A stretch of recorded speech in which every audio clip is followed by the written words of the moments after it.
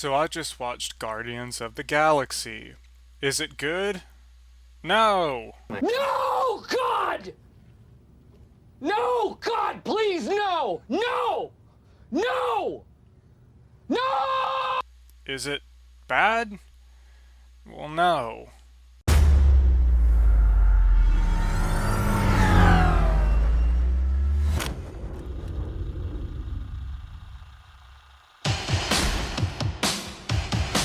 I look around. You know what I see? Losers. I mean, like, folks who have lost stuff. Their homes, their families. And we're facing a threat that could destroy us all. Light years from Earth, 26 years after being abducted, Peter Quill finds himself the prime target of a manhunt after discovering an orb wanted by Ronan the Forgettable. Ronan the Accuser. Basically, a team of superheroes have to join together to get the MacGuffin away from the bad guy who wants the MacGuffin. Heard this before? Well, you have. It's the Avengers plot. Done again. And again. But this story's different because it has a raccoon in it and a tree. Sort of a tree, I guess, in it. So it's different and it's fresh and unique. But really it's the same thing Marvel's been doing over and over and over again. Yet, I'm giving them a pass. Everyone's giving them a pass because Marvel's Marvel. They can do whatever they want. They make the best superhero movies, and if we want to continue seeing good superhero movies, they kind of got us by the balls. So they recycle this plot over and over again, and they're just hoping we get to the point where we stop mentioning it, which I think pretty much everyone's at that point, because I really haven't heard anybody talking about it. So, again, I'll give them a pass. So, a little preemptive self-defense here before I get the comic book nerds jumping on me. I don't know anything about Guardians of the Galaxy. I know nothing about the universe, the characters, the motivations, the plot. I know nothing of the traditional comic book or wherever this is based on. I know nothing about the villain. I know very little about Thanos, and I'll get more into him later. But so if I say something that a character doesn't seem natural doing this, it's only because I'm looking at it as just a standalone movie and it has nothing to do with the comic book characters. So if that's how a character actually acted in the comic books, then I'll go ahead and fault the comic book as well, because these are just general inconsistencies that I see within the movie. So yeah, that's all I'm going to say about that, and just letting you know. Number 1, the plot. Recycled. You may notice my subtle attempts at drawing correlations between this movie and the Avengers. Well, it's not by accident. This movie pretty much is the Avengers 2.0, yet there's some few things that they change up. It's a little funnier. Who are you? Star-Lord. Who? Well, Star-Lord, man. Legendary outlaw. Forget it. It's a little bit more witty. It's not as show-offy as far as like being superhero porn. It's a little bit more gritty, I guess the kids are saying nowadays. But really, the plot is almost a scene for scene for the Avengers. They all have to team up after some circumstances that bring them together. If we're gonna save the galaxy, we're gonna have to do it together. Partners. They discover this MacGuffin, this orb that has infinity stones, and as soon as they start explaining all this stuff to me, my eyes glaze over, so sorry if I've missed anything. And eventually the villain double crosses the other villain, which is slightly different than the Avengers.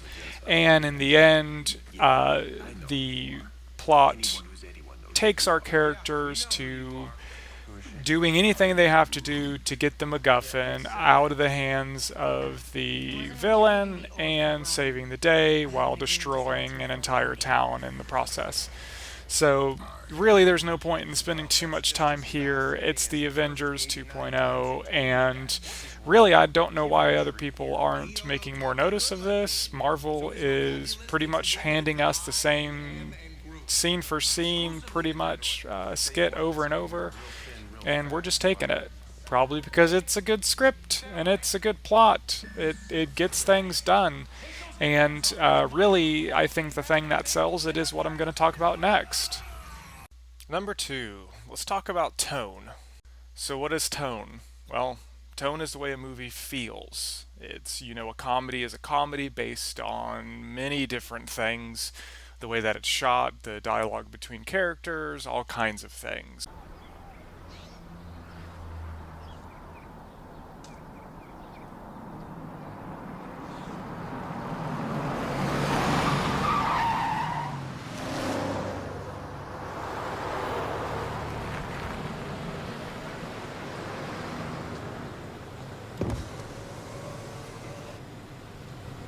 Excuse me. Could you tell me how to get to the medical school? I'm supposed to be doing a lecture in about 20 minutes and my driver's a bit lost. You go straight ahead and you make the left over the bridge. That's a lovely accent you have. New Jersey? Austria. Austria? Well then, good day, mate. Let's put another shrimp on the barbie. Let's not. So it's just a bunch of things that come together to create the feel of the movie. And for a dumb summer action movie like this, the tone should be very easy to pick up on. It should not be hidden behind symbolisms or anything like that. This is not an art house film. This is not a smart film. It is a dumb action movie, which is fine, but really the tone should be lighthearted and kind of funny, but be serious enough action to satisfy all the fanboys and all that stuff. So, Marvel has really gotten their tone down perfectly. And really, ever since the Avengers, and I know I keep bringing up the Avengers, but get used to it, Marvel has really kind of gotten their cookie cutter tone down, which is great. It's very consistent. It's good, so I'm not going to complain about something that's good. It's kind of like Olive Garden. You go there and you have a good meal, but it's never really anything like the best you've ever seen. It's not going to change your life. It's not anything unique. It's just very even, which it's great for money. It's great for box office draws, and it's great for the moviegoer to know what they're getting into. But for me, it just leaves me wanting something more. So, what is the Marvel tone? Well, if you take a look at the Avengers, the case study that I'm going to do for the Avengers, they really got it down good there. So there's just enough humor and witty banter between characters and lighthearted action fused in with visuals and all the other things that you would expect from a blended superhero movie like this. It's got everything, and it does it well between scenes. So you can't just go from lighthearted action, kind of the doom doom doom doom doom background music stuff to right into action. You kind of have to ease into it, and Marvel has really done that well, especially from the Avengers on. So in this movie here, Guardians, they have it perfect. So they've definitely perfected their formula. And be prepared to see movies like this, especially when you have more than one superhero, and especially if it's not an origin story.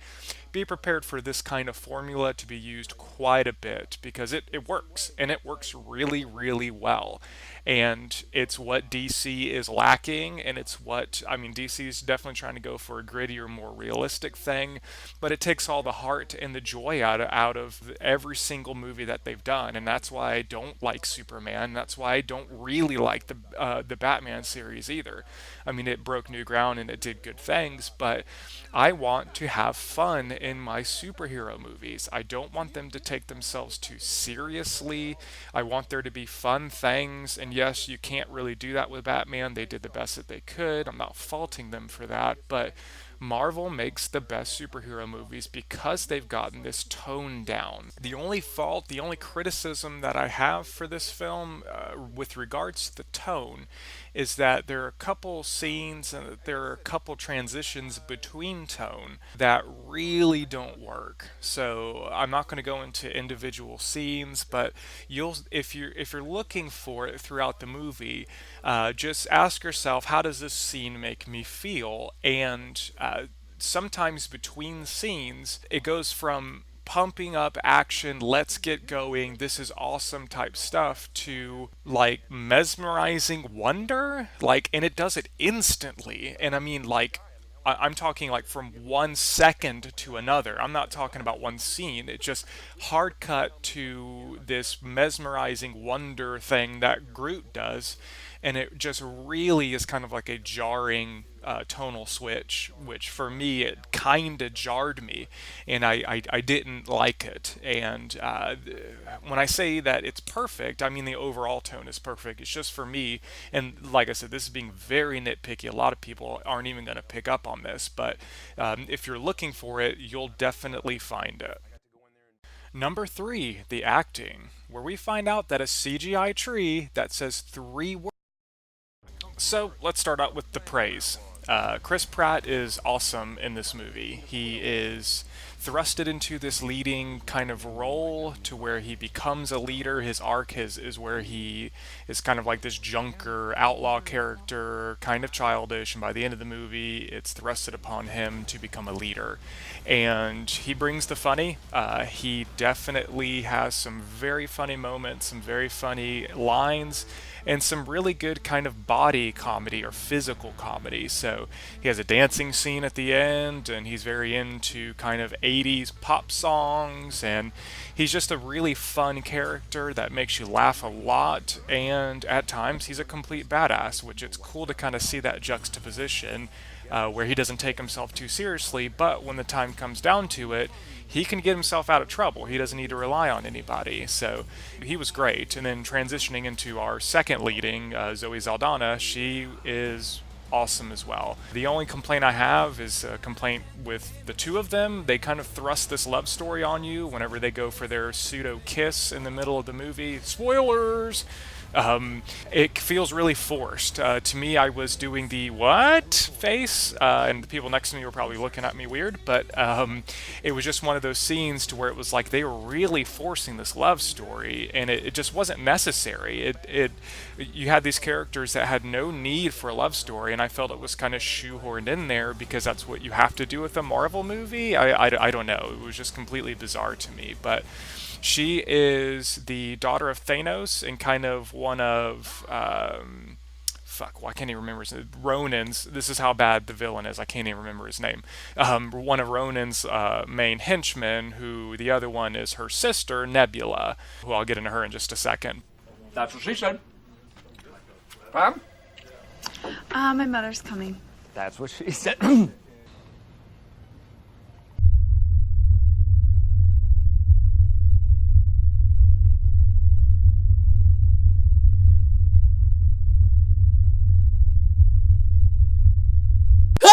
But Zoe Saldana was great, and the only complaint I have with her character alone is that I felt she could be a little bit more kind of convincing with her badassery. But she acted the hell out of the movie. She did a really good job, and she was kind of sarcastic. She wasn't really funny, but her character wasn't set up to be funny, so it worked. It fit really, really well. So no complaints really with her. I think she did a really good job, and really the only complaint that I can find is just kind of nitpicky stuff. So bravo to her.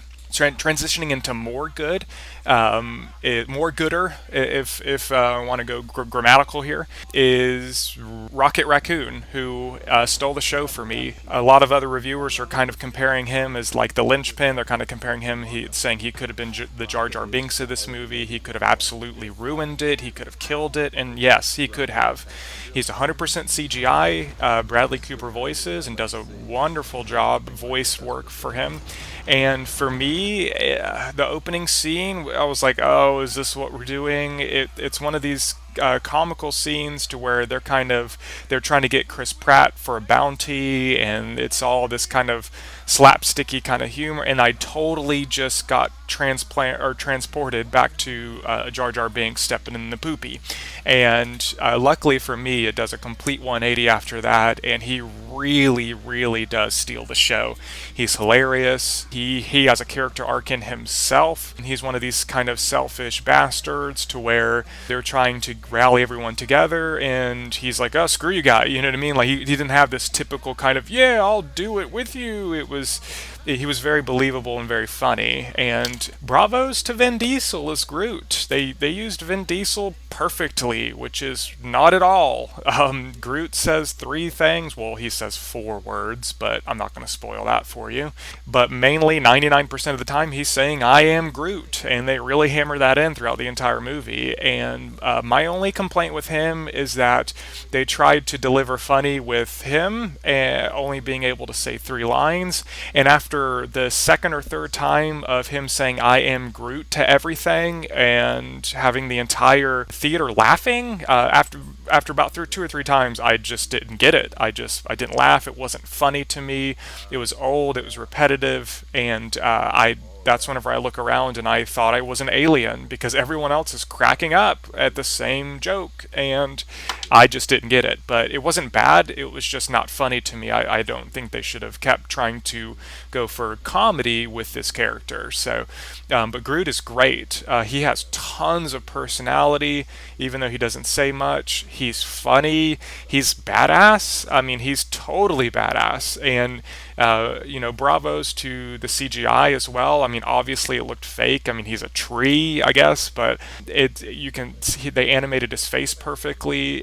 He has emotion and character, and a scene that tugs at your heartstrings and almost brought tears. I mean, that's how much they can do with the CGI tree nowadays. So, just bravo to the visual effects department. They really did a good job with both Rocket Raccoon and Groot. And now getting into a character where everybody loves and I didn't, and that's Drax, I guess his name, Batista. So, okay, for a wrestler, he did a very good job. However, he plays one of these characters that takes everything literally and has a very dry humor and very dry line delivery, and for his character, it works. It's just, for me, it felt like the directors or the screenwriters or whoever wrote his dialogue wrote it knowing that they would have a poor actor.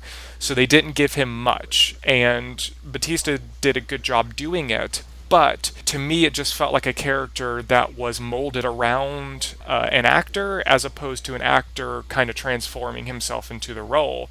And his comedic timing was good, and he did deliver some laughs. It's just, like I said, you can just tell that they wrote this character for someone who could not act.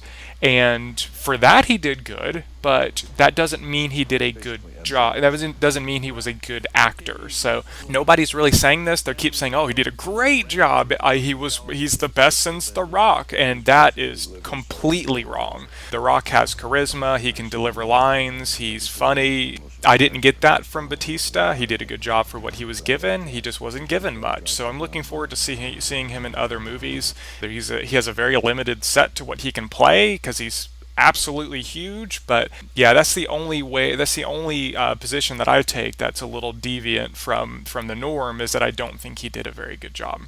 And rounding out my thoughts on the acting of this movie, we come to the glaring problem with the movie. Really the only problem I have with the movie, and that's the villains. Ronan the Accuser ain't no Loki. I am Loki, of Asgard, and I am burdened with glorious purpose. Loki, brother of Thor. We have no quarrel with your people. An ant has no quarrel with a boot. Loki really helped sell the Avengers as probably one of the best superhero movies ever made. Awesome villain, you want to be Loki, you think he's badass, women love him, men love him, everybody loves Loki. And he really is the quintessential villain. And with Ronan the Accuser, he's just awful. He's boring, he's one-dimensional, he's predictable, he's just the worst. Really, they missed an opportunity here, and I understand they had no backstories for any of these characters whatsoever. With the Avengers, you have all the initial origin stories were already completed for most of the characters. You didn't have to get into that, so they spent a lot of time on this movie just kind of getting these characters together and forming the team. So they had to cut that time from somewhere, and they definitely cut it from the development of the villain. So Ronan the Accuser just kind of goes through the motions, and he's just bad guy man. And a really bad missed opportunity, I think, was with Thanos. And obviously they're going to incorporate Thanos into the next movies, obviously. But you tease him in the trailers, everybody wants to see him, and the only thing we see of Thanos is one or two lines and him sitting down on a floatable chair in space. So kind of a letdown there. Really, where I think they missed another opportunity was with Nebula. Nebula was great. She was awesome. She was badass. She was commanding. She did great. I wanted to see more of her. I thought her makeup and her costume looked awesome. I thought her look was really nice. And I wanted to see more of her. I would have loved to see her take the lead role as a villain, and see her be kind of the top. But they gave it to this generic, painted face bad guy, and he's just the worst. So better luck next time. Maybe in the next movie we'll get more character development on the villain side, which I happen to love the villain side. I think a good villain will make a movie just like the Avengers. So again, next movie, it might be better. I really hope it is, because I really want to love the rest of these movies. So I don't really do gradings or a rating system or anything like that for my reviews. I'm just going to tell you whether or not it's worth your time and your money and all that. And this movie definitely is. It's not a best movie I've seen. It's not the best movie I've seen this summer, but it's a very good, solid film. And really, if you want to see how most Marvel movies will be from pretty much now on, especially team-up movies like this, it's definitely something to check out. Other than that, it's nothing spectacular, but really it's just a decent movie to kind of relax with, shove popcorn in your face, and watch some good action. The visuals are very stunning, especially the end battle. The end battle has some very awesome visuals, a nice kind of purple and black smoke aesthetic. It's really pleasing to the eye. This movie's funny, it's witty, it's charming. If you can get past the sort of nitpicky stuff that I've said in this video, then I think pretty much everyone can enjoy this movie. So definitely go check it out. It's only been out for like a week, I think, now, so you definitely have some time to catch it. And really, it's a movie I want to see again, so I wouldn't even really mind seeing it even in theaters again. It's that good of a superhero movie. So it's definitely not the best movie ever, but really it is worth your time. So that's it. Hopefully I'll be bringing more of these your way. It takes me like 15 days to edit these things up, so I won't be doing them very often, but I will be doing more of these because I enjoy doing it. So keep a lookout for that, and I'll see you next time.